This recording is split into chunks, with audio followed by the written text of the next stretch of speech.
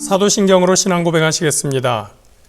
전능하사 천지를 만드신 하나님 아버지를 내가 믿사오며 그 외아들 우리 주 예수 그리스도를 믿사오니 이는 성령으로 잉태하사 동정녀 마리아에게 나시고 본디오 빌라도에게 고난을 받으사 십자가에 못 박혀 죽으시고 장사한 지 사흘 만에 죽은 자 가운데서 다시 살아나시며 하늘에 오르사 전능하신 하나님 우편에 앉아 계시다가 저리로서 산자와 죽은 자를 심판하러 오시리라.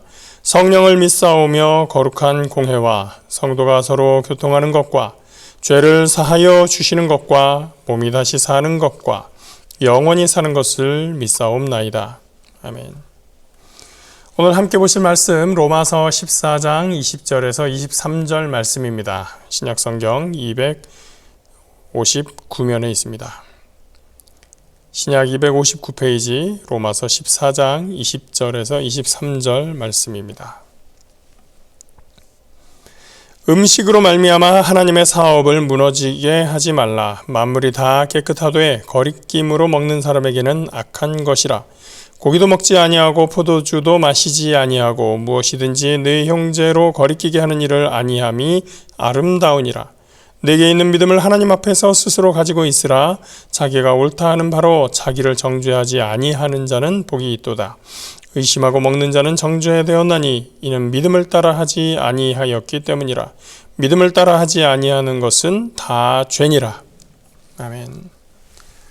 14장은 신앙 공동체 안에서 음식 규율을 지키는 것, 또 절기에 관한 규율을 지키는 것과 관련한 갈등의 문제를 다루고 있습니다.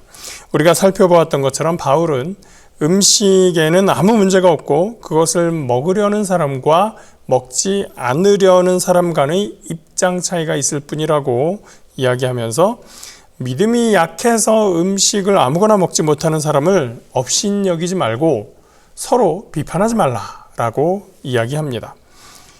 원래는 음식 규정은 굉장히 중요한 일이었습니다. 원래 언제를 이야기하는 겁니까? 구약에서부터 오래전 레위기에서부터 음식 규정은 매우 엄격하게 제시되어 있었습니다. 또 절기에 대한 규정도 마찬가지로 중요한 의미를 가지고 있었습니다. 안식일 같은 경우는 모든 율법의 규정들 중에서 중요한 것만 모아서 10개를 딱 만들었던 그 10계명에서도 하나를 차지할 만큼 아주 중요한 계명이었습니다. 그래서 이런 음식 규정을 잘 지키는가, 절기 규정을 잘 지키는가 하는 문제가 이스라엘 백성, 즉 하나님의 백성이라는 그 존재에 대해서 정체성에 있어서 아주 중요한 문제였었고, 그 규정들이 이스라엘 백성들을 이방 백성들과 구별하게 함으로써 이스라엘 백성들이 하나님의 백성이다, 거룩한 백성이다, 즉 거룩함을 입증하는 기준이 되어 있었습니다.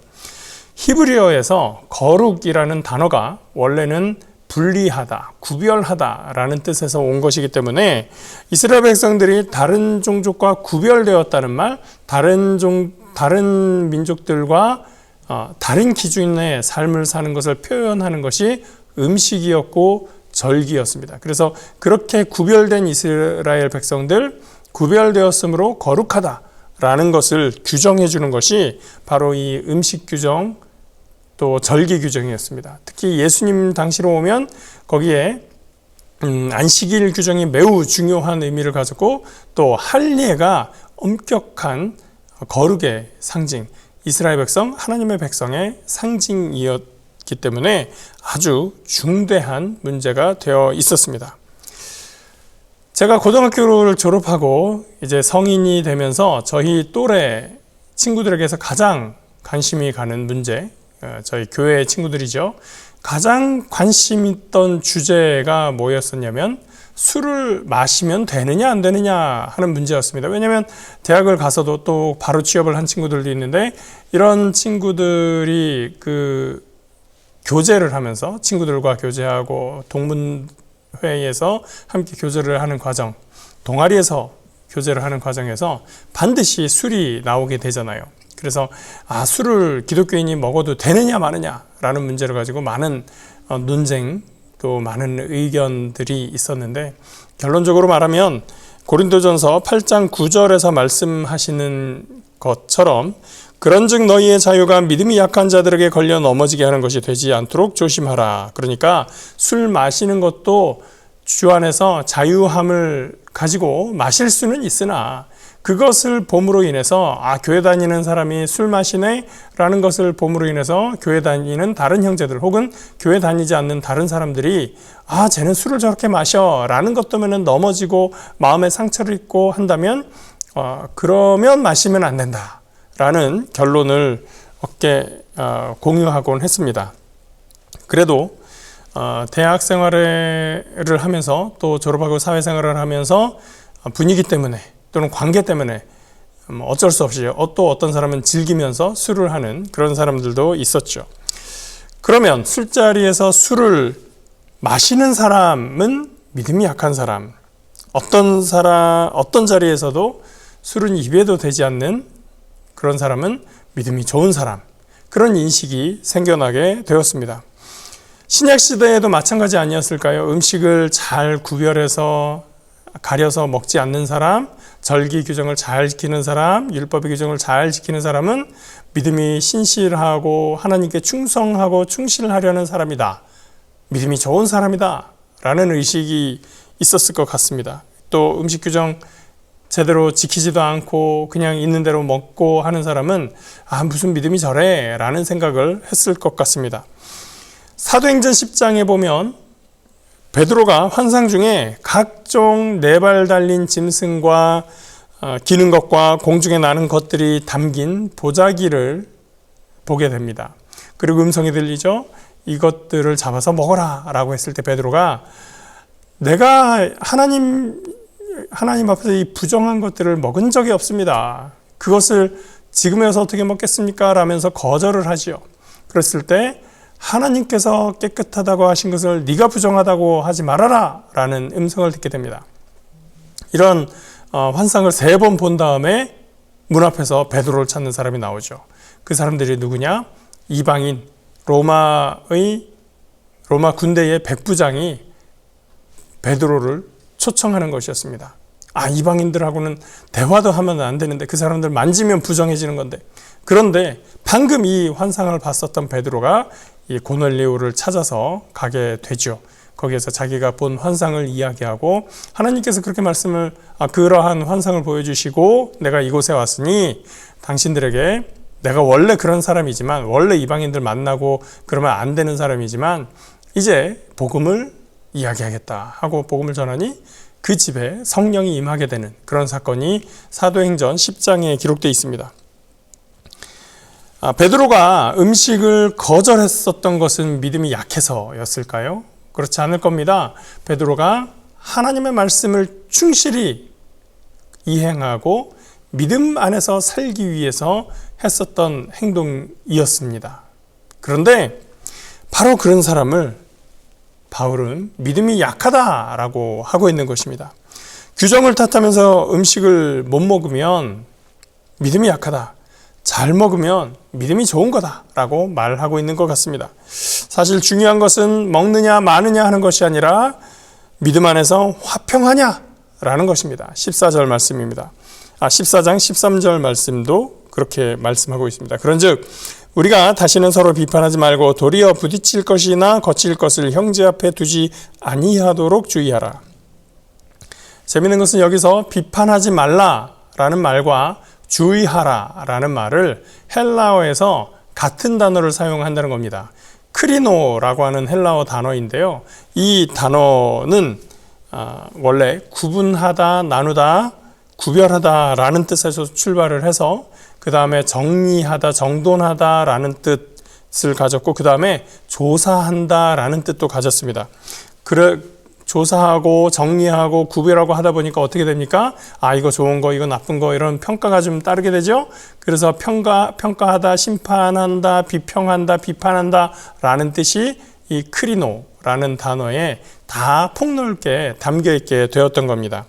주의하라라는 말도 크리노라는 단어를 사용을 하는 거예요. 그래서 이 13절 말씀을 크리노라는 단어를 적용해서 읽게 되면 이렇게 됩니다. 그런즉 우리가 다시는 서로 크리노하지 말고 도리어 부딪힐 것이나 거칠 것을 형제 앞에 두지 아니하도록 크리노하라.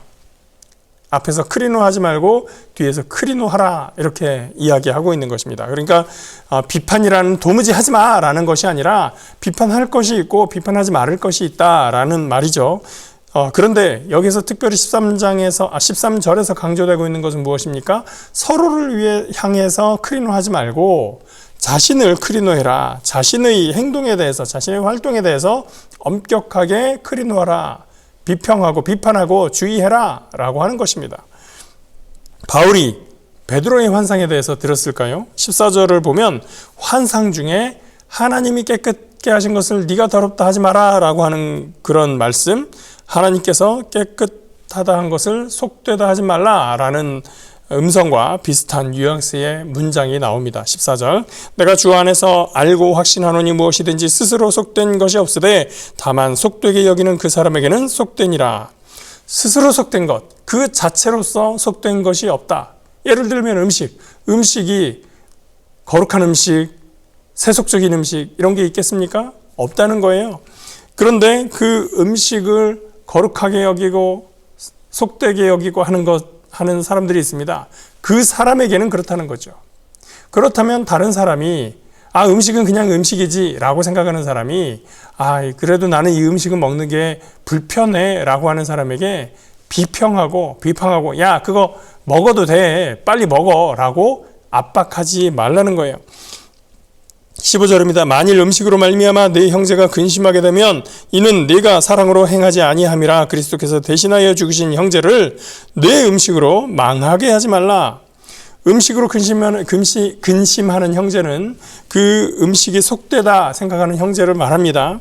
그 사람이 왜 근심합니까? 이거 먹으면 안 되는데 라는 마음을 갖고 있기 때문입니다. 그 사람 앞에서 내가 음식을 마구 먹어야 될 뿐만 아니라 너 먹어라 라고 자꾸 압박하고 강요하기 때문입니다. 그 사람은 이 음식을 먹는 걸로 인해서 근심하게 됩니다. 나 이거 먹으면 안 될 것 같은데 라고 생각을 하고 있습니다.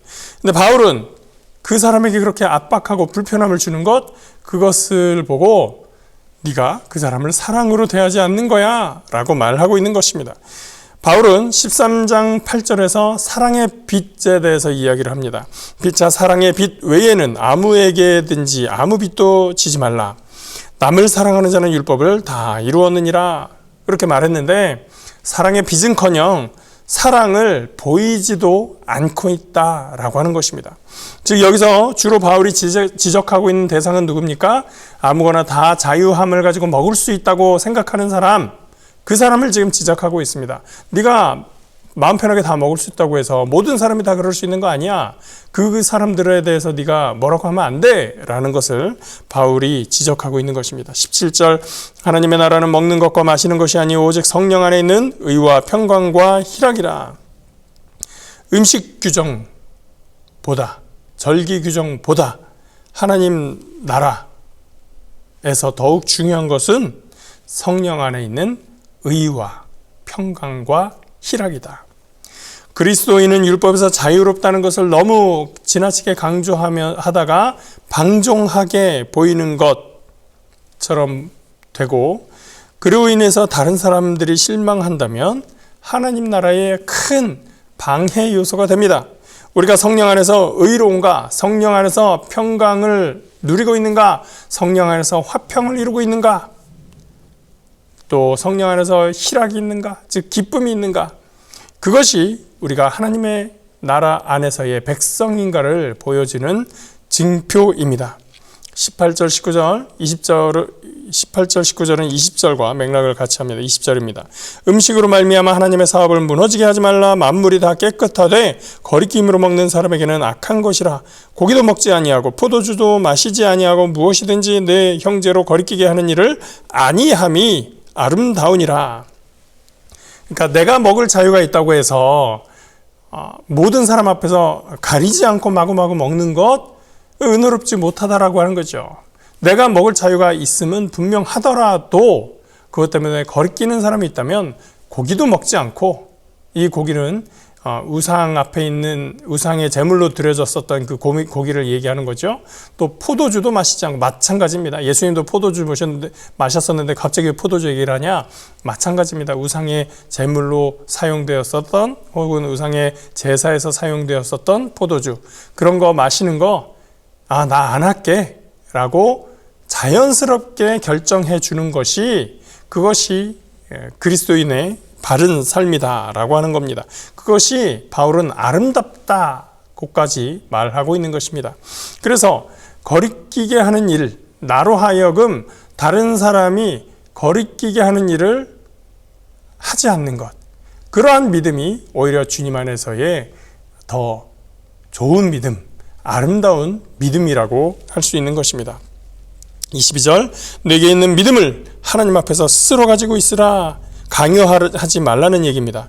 자기가 옳다 하는 바로 자기를 정죄하지 아니하는 자는 복이 있도다. 자기 믿음을 남에게 강요하고 또 복종하도록 억지로 끌고 가는 거 좋지 않다라고 하는 것입니다. 23절, 의심하고 먹는 자는 정죄되었나니 이는 믿음을 따라 하지 아니하였기 때문이라. 믿음을 따라 하지 아니하는 것은 다 죄니라.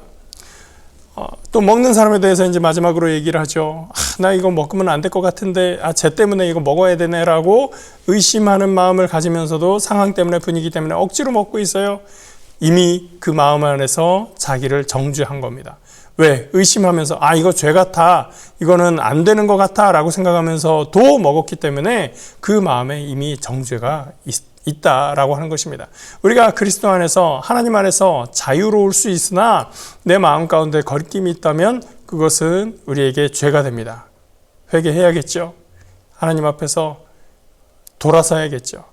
우리가 믿음 안에서 우리 공동체 안에 서로 형제를 사랑하고 아끼고, 믿음 안에서 내 권리와 자유도 내려놓을 수 있고, 또 거리끼는 마음을